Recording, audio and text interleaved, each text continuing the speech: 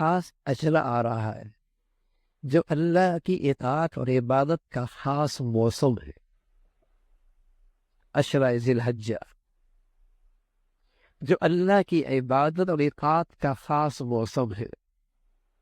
بس اوقات اللہ رب العزت اپنے بندوں کو نوازنے کے بہانے ڈھونڈتے ہیں کہ تھوڑے وقت میں زیادہ پالیں،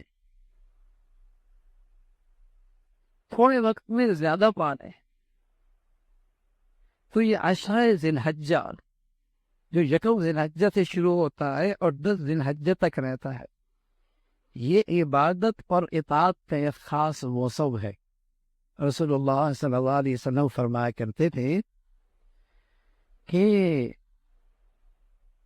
ان دنوں کے اندر عبادت افضل ترین عبادت ہے، اور فرمایا ایک دن کا روزہ ایسا ہے جیسے سال بھر کا روزے رکھے، اور اس کی ایک رات کی عبادت اجر و ثواب کے لحاظ سے ایسا ہے جیسے کہ لیلۃ القدر کی عبادت ہے۔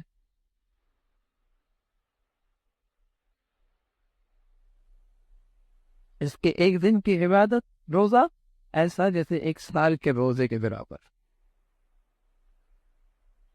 اور جس کی ایک رات کی عبادت اجر و ثواب کے لحاظ سے ایسی جیسے کہ شب قدر کی بقدر۔ اور عرفہ کا روزہ 9ویں تاریخ کا، اس کے بدولت اللہ ایک سال پہلے کے اور ایک سال بعد کے تمام صغیرہ گناہوں کو معاف فرمائے۔ یہ خاص موسم ہے عبادت کا۔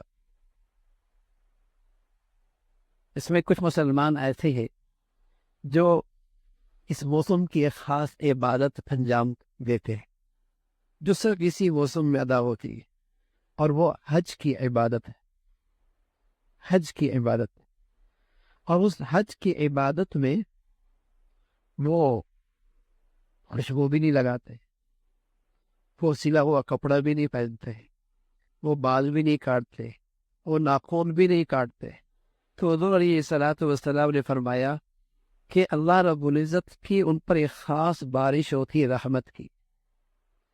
لیکن جو دور دراز مسلمان رہتے ہیں، اگر اللہ کے ان بندوں کی تھوڑی سی مشابہت اختیار کر لیں گے، اور یہ بھی ناخن نہ کاٹیں ان 10 دنوں میں، اور بال نہ کاٹیں، اور اس سے پہلے اپنے بال اور ناخن کاٹ لیں، اور ان 10 دنوں کے اندر ان کی مشابہت میں یہ عمل نہ کرے، تو اللہ رب العزت ان کو بھی اپنی رحمت سے محروم نہیں فرمائے کہ پہلے سے اہتمام کر لیا، بال کٹوا لیے، ناخن کٹوا لیے۔ تو وہ جو اللہ کے دربار میں حاضر ہونے والے مسلمان ہیں، ان سے تھوڑی سی مشابہت اختیار ہو گئی، تو اللہ بہانے ڈھونڈتا ہے اپنے بندوں کو نوازنے کے، بہانے ڈھونڈتا ہے۔ اس موسم کی قدر کرو، عبادت میں اضافہ دکھاؤ، اللہ کو شوق دکھاؤ، عبادت کا رغبت دکھاؤ کہ واقعی ہی ہم عبادت اور طاعت کے شوقین ہیں، ہمیں آخرت کی فکر ہے، زندگی کے مقصد سے ہمیں لگاؤ ہے۔ اس موسم میں دکھاؤ، اپنے بچوں کو بھی، اپنی عورتوں کو بھی، گھروں کے اندر ماحول بنے عبادات کا۔ اللہ رب العزت بھائی مجھے بھی اور آپ کو بھی جو کچھ کہا سنا عمل کے توفیق نصیب فرما دے۔